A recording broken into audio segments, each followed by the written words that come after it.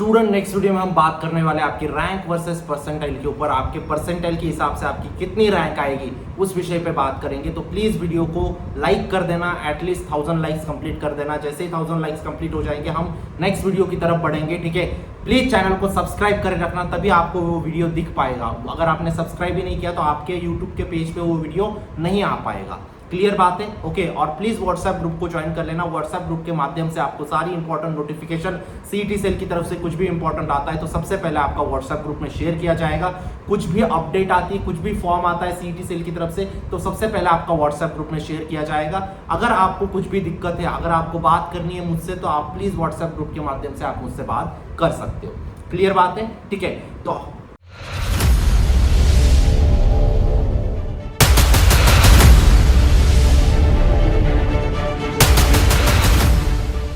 Everyone, welcome back to channel. इस video में हम बात करने वाले आपके एमएसटी सीईटी 2024 में लगने वाले डॉक्यूमेंट्स, ठीक है।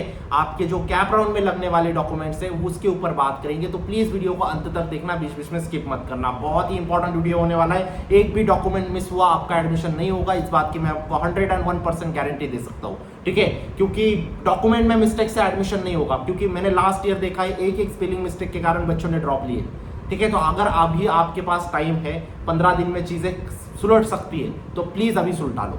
क्लियर बात है? ठीक है। तो डॉक्यूमेंट्स के ऊपर बात करेंगे। उससे पहले एक इंपॉर्टेंट चीज, बहुत सारे बच्चे मुझे पूछते हैं कि भैया कम परसेंटाइल है या फिर मेरे 90 परसेंटाइल आए, 99 मेरे 99 आ गए, बहुत ज्यादा परसेंटाइल है, ठीक है। मुझे कौन से कॉलेजेस मिलेंगे? मुझे सपोर्ट चाहिए एक, ठीक है। मुझे कभी भी कुछ भी डाउट आया मैं एक कॉल करके पूछ सकता हूँ कि मुझे ये कॉलेज लेना चाहिए, नहीं लेना चाहिए। तो इन सब चीज़ों के लिए हमने पर्सनल काउंसलर्स हायर किए, पर्सनल काउंसलिंग की बैच स्टार्ट किए, जिसके लिंक डिस्क्रिप्शन बॉक्स में डाल दिए, जहाँ पे आपके साथ एक काउंसलर रहेगा। जब भी आप कुछ भी डाउट रहा तो आप उनको पूछ सकते हो। सेकेंड इंपॉर्टेंट चीज़, वो आपको कॉलेज लिस्ट बना के देंगे आपकी परसेंटाइल के अकॉर्डिंग, कैटेगरी के अकॉर्डिंग।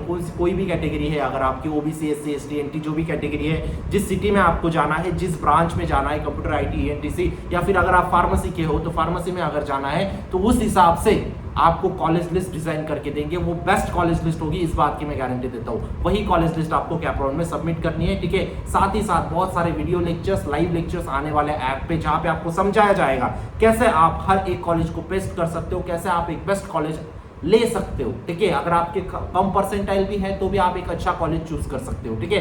ऐसा कभी नहीं बोलूंगा 40 परसेंटाइल पे 99 परसेंटाइल का कॉलेज मिल जाएगा, दैट्स नॉट पॉसिबल। लेकिन जो पॉसिबल चीजें हैं उनके बारे में जरूर बातें होंगी, ठीक है। प्लीज एनरोल कर लेना, डिस्क्रिप्शन बॉक्स में लिंक दिए। लास्ट के 3-4 दिन बचे हैं, काउंसलिंग की बैच क्लोज करने वाले हैं, ठीक है। And thank you for your response, बहुत अच्छा रिस्पांस मिला है काउंसलिंग की बैच से, ठीक है। जल्दी क्लोज कर रहे हैं बैच को, तो प्लीज डिस्क्रिप्शन बॉक्स में लिंक दिए। कुछ भी डाउट है आप इस नंबर पे कॉन्टैक्ट करके पूछ सकते हो। व्हाट्सएप करना, कॉल मत करना, कॉल रिसीव नहीं हो पाएगा, ठीक है। और जिंदगी का सवाल है, लास्ट मोमेंट है, यहाँ पे गलतियां मत कर देना। क्लियर बात है? कुछ भी डाउट है पूछ लेना। क्लियर है? चलो डॉक्यूमेंट्स के ऊपर आते हैं। तो सबसे पहला बेसिक डॉक्यूमेंट आपको लगता है एसएससी का मार्कशीट। एसएससी का मार्कशीट अगर आपके पास नहीं है, कुछ भी गड़बड़ है उसमें, तो नहीं चलेगा, आपको करेक्ट करवानी पड़ेगी, ठीक है। एक तो आप एफिडेविट वगैरह लिख के लो, कोर्ट में जाओ, आप एफिडेविट लिखवा लो, जो भी आपके लॉयर होंगे उसके हिसाब से आप काम करना स्टार्ट कर दो, ठीक है। लेकिन आपको एसएससी का मार्कशीट लगेगा ही लगेगा। बहुत सारे स्टूडेंट बोलते हैं कि हमारे पास सर्टिफिकेट है। सर्टिफिकेट नहीं, marksheet and certificate are two different thing. आपको लगेगा मार्कशीट, ठीक है।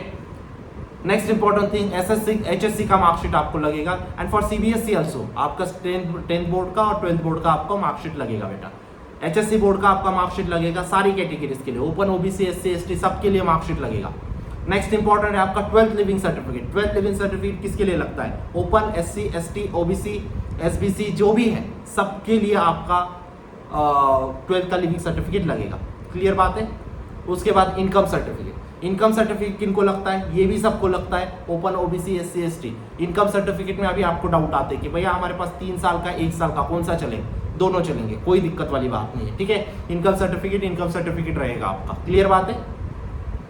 नेक्स्ट है आपका डोमिसाइल सर्टिफिकेट। आपके पास होना चाहिए डोमिसाइल। अगर आप डोमिसाइल हो तो ही आप महाराष्ट्र कैंडिडेट कंसीडर होंगे और उस हिसाब से आपका एमएसटी सीईटी में एडमिशन होगा। अगर डोमिसाइल नहीं है तो आपको ऑल इंडिया कट ऑफ के अकॉर्डिंग कॉलेजेस अलॉट होंगे, उसके अकॉर्डिंग भी हम कॉलेज लिस्ट बना के देते हैं, कोई दिक्कत वाली बात नहीं है, ठीक है। अगर आप डोमिसाइल है तो आपको महाराष्ट्र के हिसाब से आपको कॉलेज लिस्ट बना के मिलेगी।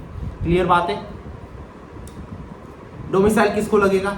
सबको लगेगा, ठीक है। एंट्रेंस एग्जाम स्कोर कार्ड, एक तो सीईटी का होना चाहिए, जेई का होना चाहिए, नीट का होना चाहिए, तीनों में से किसी ना किसी का एंट्रेंस एग्जाम का स्कोर कार्ड होना चाहिए, अदरवाइज एडमिशन नहीं होगा। क्लियर कट आपको बोल दे रहा हूँ मैं। अभी आप वहम में मत रह जाना कि मेरे 12th बोर्ड में 96% परसेंटेज है और मैंने एंट्रेंस नहीं दी है, ठीक है, तो मेरा एडमिशन होगा क्या? बिल्कुल नहीं होगा। लास्ट ईयर ऐसे बहुत सारे केसेस भी हमें मिले थे, ठीक है। नेक्स्ट है आपका nationality certificate. It is also compulsory for everyone, it is also compulsory for everyone, ठीक है।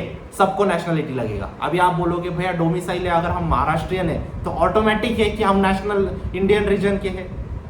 ये रीजन तो मुझे भी नहीं पता बेटा कि, ठीक है, क्योंकि मैं भी बहुत बार मतलब पूछा है मैंने बहुत सारे टीचर्स से, लेकिन टीचर्स ने भी मुझे यही जवाब दिया है कि लगता है सर, ठीक है। तो इसका रीजन आपको स्पेसिफिकली कहीं नहीं पता लगेगा कि अगर आपके पास डोमिसाइल है then why nationality is required, ठीक है। तो सेपरेट नेशनलिटी का सर्टिफिकेट का जरूरत नहीं होना चाहिए, लेकिन सीईटी सेल ने मेंशन किया है तो आपके पास होना चाहिए। दैट्स इट, ठीक है। आपको ज्यादा क्वेश्चन आंसरिंग नहीं करनी है, नहीं बना है आपका, जल्द से जल्द निकलवा लो, ठीक है। रिसिप्ट भी चल जाएगी, क्लियर बात है। रिसिप्ट एक हद तक चलती है, उसके बाद आपको ओरिजिनल डॉक्यूमेंट प्रोड्यूस करने होते हैं, ठीक है। ये बात भी समझ लेना, पूरे इंजीनियरिंग के 4 साल आपकी रिसिप्ट की भरोसे नहीं निकलेंगे। कास्ट सर्टिफिकेट आपके पास होना चाहिए। कास्ट सर्टिफिकेट अगर आप ओपन हो, ओबीसी हो, एससी हो, एसटी हो, सबके पास कास्ट सर्टिफिकेट होना चाहिए एक्सेप्ट ओपन। ओपन के बच्चों के लिए कास्ट सर्टिफिकेट की जरूरत नहीं है, बाकी जितने भी है सबके लिए कास्ट सर्टिफिकेट चाहिए ही चाहिए। कास्ट वैलिडिटी ओपन के लिए जरूरत नहीं, बाकी जितने भी कैटेगरीज है सबके लिए आपकी कास्ट वैलिडिटी चाहिए। कास्ट सर्टिफिकेट है, कास्ट वैलिडिटी नहीं है, नहीं चलेगा। जब तक कि आप कोई भी कैटेगरी में बिलोंग कर रहे हो तो आपके पास कास्ट सर्टिफिकेट, कास्ट वैलिडिटी होना चाहिए। उसके बाद आपके पास होना चाहिए नॉन क्रीमिलियर एनसीएल। अगर आप ओबीसी एनसीएल नहीं हो तो आपको ओबीसी का कोई बेनिफिट नहीं मिलेगा। अगर आप एनटी एनसीएल नहीं हो तो आपको एनटी वीजे का कोई बेनिफिट नहीं मिलेगा। ओपन और एससी एसटी के लिए वैसे भी एनसीएल नहीं लगता, ठीक है। अगर आप ओबीसी हो, एसबीसी हो या फिर आप एनटी हो, वीजे हो तो आपका ये लगेगा, नॉन क्रीमिलियर लगेगा, ठीक है।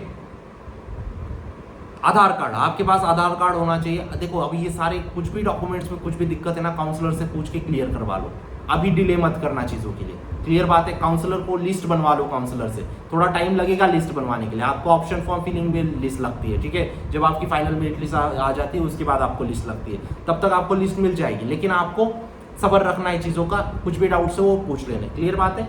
नेक्स्ट है आपका पासपोर्ट साइज फोटोज आपके पास होने चाहिए, एटलीस्ट 20 फोटोज आपके पास होना चाहिए पासपोर्ट साइज के, ठीक है।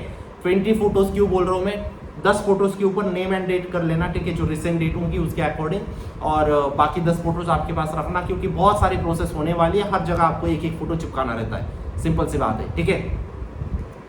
सबके लिए लगेगा, कोई कैटेगरी इसमें नहीं है, ठीक है। आधार कार्ड आपका लिंक होना चाहिए पासबुक से। ये एक चीज़ क्यों लगती है, ठीक है, ये चीज़ आपको स्कॉलरशिप के लिए लगती है, जो महाडीबीटी वगैरह की स्कॉलरशिप्स होती है। अगर आपको बाद में बेनिफिट्स उठाने इन सब चीज़ों के तो आपको ये सब चीज़ें लगती है, तो प्लीज़ बनवा लेना। नेशनलाइज बैंक होनी चाहिए, ये भी याद रखना। स्टेट बैंक ऑफ इंडिया हो गया या फिर आपका बैंक ऑफ महाराष्ट्र हो गया, ये सारे नेशनलाइज बैंक है। कोई बहुत सारे नेशनलाइज बैंक है, आप इंटरनेट पे सर्च करो, कहीं पे भी आप अकाउंट खुलवा सकते हो। बैंक ऑफ इंडिया हो गया, ठीक है। तो प्लीज़ अकाउंट खुलवा के आपको आधार लिंक करवा लेना है, 2 दिन का काम है, खत्म हो जाएगा, ठीक है। नेक्स्ट है आपका ईडब्ल्यूएस सर्टिफिकेट। ईडब्ल्यूएस सर्टिफिकेट लगेगा सिर्फ ओपन वालों के लिए। अगर आपको ईडब्ल्यूएस से बेनिफिट मिल रहा है तो बहुत अच्छी बात है। ओपन वालों के लिए कंपलसरी नहीं है, लेकिन अगर बन पा रहा है तो प्लीज बनवा लो। बन पा रहा है तो बनवा लो, क्यों आप बेनिफिट छोड़ रहे हो, है ना। अगर आपकी इनकम 8 लाख से नीचे है तो प्लीज बनवा लो। बहुत सारे बच्चे नहीं बनवाते, ओपन के होते फिर भी ईडब्ल्यूएस नहीं बनवाते, बार बार बोलते हैं हम उनको। काउंसलिंग सेशन में भी बताता हूँ कि ईडब्ल्यूएस बनवा लो भाई, बनवा लो ईडब्ल्यूएस, ठीक है। लेकिन थोड़ा आलस के कारण नहीं बनवा पाते और फिर 4 साल आप उनको भुगतना पड़ता है। तो आप ये गलती मत कर देना। अगर आप ईडब्ल्यूएस बनवा सकते हो तो प्लीज बनवा लेना। गैप सर्टिफिकेट आपको लगेगा। गैप सर्टिफिकेट किन बच्चों को लगेगा? गैप सर्टिफिकेट लगेगा जो ड्रॉपर है, ठीक है। जो ड्रॉपर है वो उनको लिए गैप सर्टिफिकेट लगेगा, ठीक है। 10 जेरॉक्स लगेंगे आपको हर एक डॉक्यूमेंट के। आधार, जो भी आपके आधार पैन, जो भी डॉक्यूमेंट्स आपके, कास्ट सर्टिफिकेट, कास्ट वैलिडिटी, हर एक के आपको 10-10 जेरॉक्स आपके पास होने चाहिए। क्लियर बात है। देखो हमारी तरफ से हम पूरी कोशिश कर रहे हैं कि हर बच्चा एक बेस्ट कॉलेज में जाए, लेकिन आपको खुद को रिस्पॉन्सिबिलिटी उठानी पड़ेगी। अगर आप नहीं उठा रहे हो तो आपको लॉस हो सकता है, ठीक है। काउंसलिंग में रजिस्टर होकर एक अच्छी कॉलेज लिस्ट काउंसलर से बनवा लेना, एक बार डिटेल देना काउंसलर को, बार बार डिटेल चेंज नहीं होगी, ठीक है, क्योंकि कॉलेज लिस्ट बनाने के लिए बहुत ज्यादा मेहनत लगती है बेटा, वहां पे डिटेल मत चेंज करना, एक बार डिटेल दे देना, उसके हिसाब से काउंसलर आपको कॉलेज लिस्ट बना के देंगे, ठीक है। आप पहले बोल रहे हो मुंबई पुणे दो और उसके बाद बोल रहे हो हमें संभाजी नगर चाहिए, ऐसे नहीं हो पाएगा, फिर आपकी पूरी लिस्ट हमें संभाजी नगर फिर से खोजना पड़ेगा, ऐसा मत कर देना, ठीक है। काउंसलर आपको सपोर्टिव रहेंगे, लेकिन आपको भी थोड़ा समझदारी दिखानी होगी, अगर आपको जो जो चाहिए एक फॉर्म में मेंशन कर दो, क्लियर बात है। कुछ भी डाउट है आप मुझसे पूछ सकते हो, व्हाट्सएप ग्रुप के ज्वाइन हो जाना। मिलता हूं मैं आपको नेक्स्ट वीडियो में, तब तक के लिए see ya bye, take care, thank you.